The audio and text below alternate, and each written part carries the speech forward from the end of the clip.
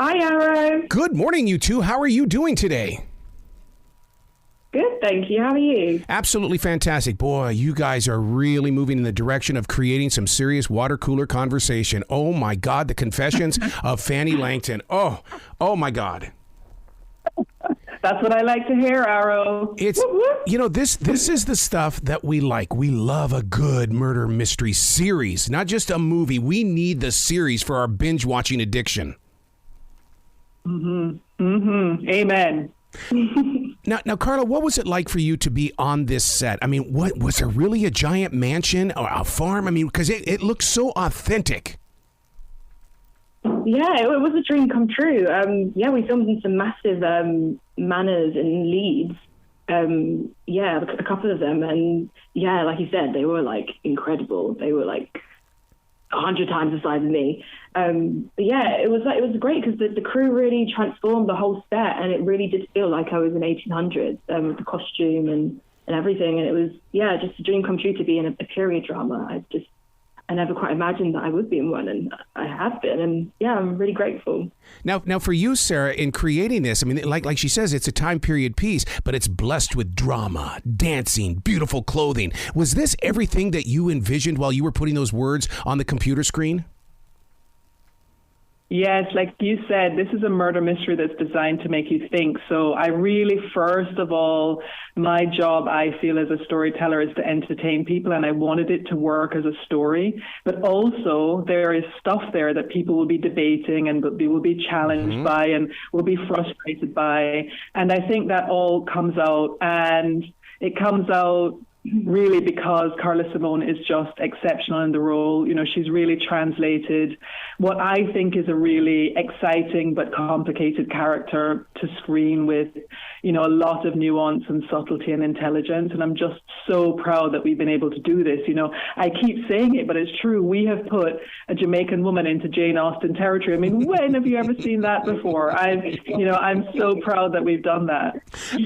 I'm so glad that you say that about Karla Simone in the way that, because becoming Frannie Langton, I mean, it's more than just sharing the words. It's about body language and body movement. How did you evolve into that, Karla Simone?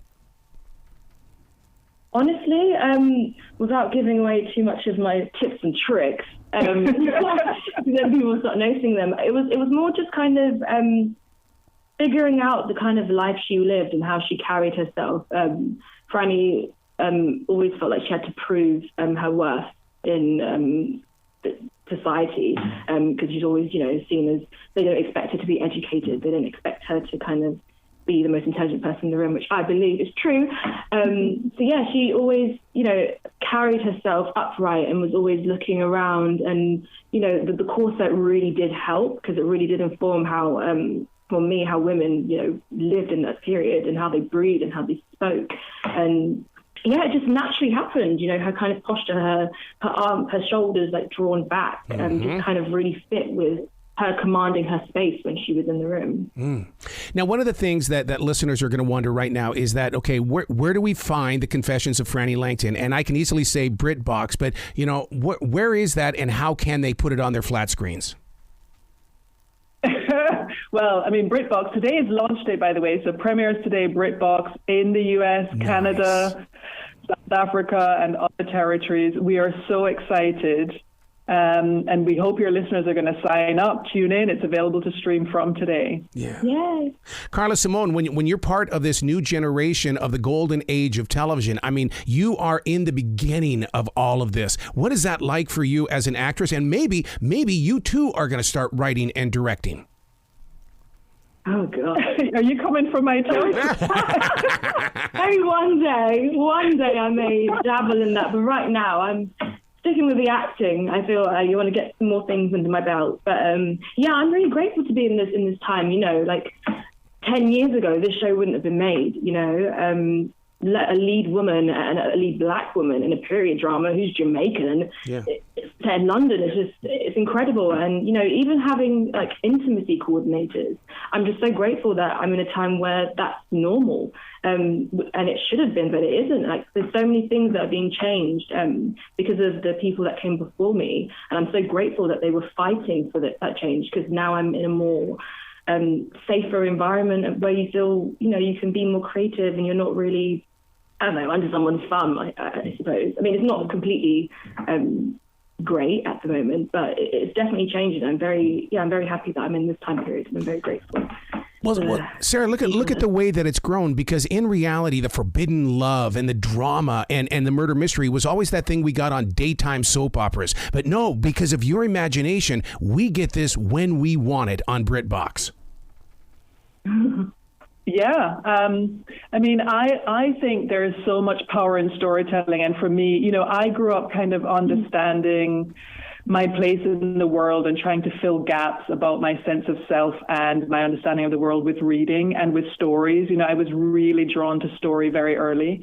And I am old enough to remember a time when there was such a gap where I never saw people like me in those stories. Mm-hmm. And I think that tells you something about who the world considers to be valuable.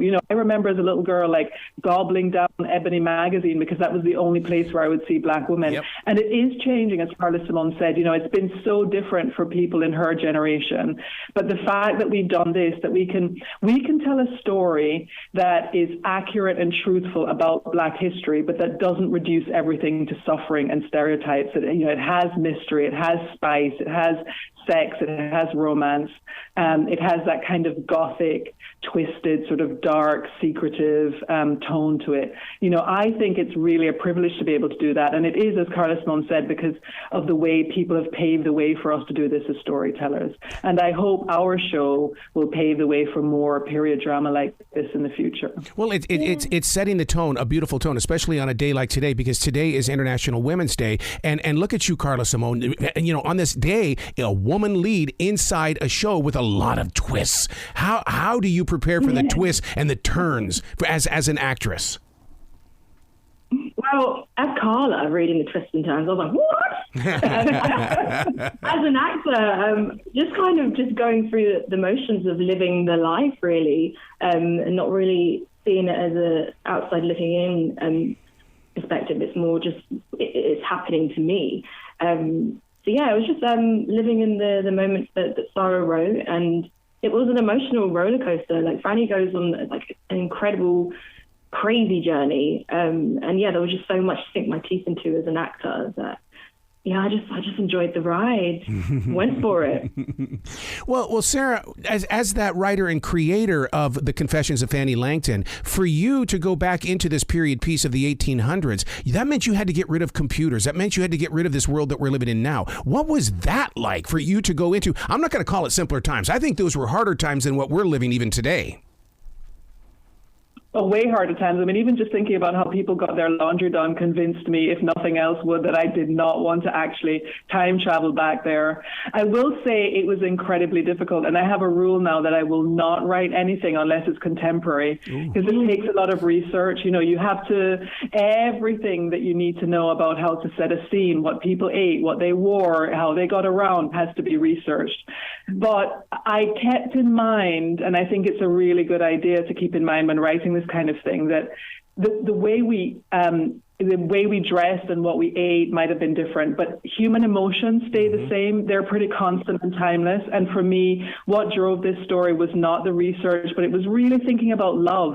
It was thinking about this character who would have this unbridled desire for not just love, but sex and romance and all this stuff that the world says she shouldn't have. She says it herself. That's what she's going after. And to me, that's universal. I think that's something we can all tap into, that feeling of your first love, which might not be good for you. It might be a little toxic. It might be self-destructive, but by God, you've got to have it. And that really powers this story for me. It just happens to be dressed in the kind of accoutrements of this time period. Oh, I can't wait to continue watching you grow with BritBox. Please come back to this show anytime in the future. The door is always going to be open for you. Oh, thank you. Thank you, and congratulations on this, because like I said, this is just the beginning of the first step of a brand new beginning. Oh, thanks, Sara. We hope so. It's been great to talk to you. Yeah.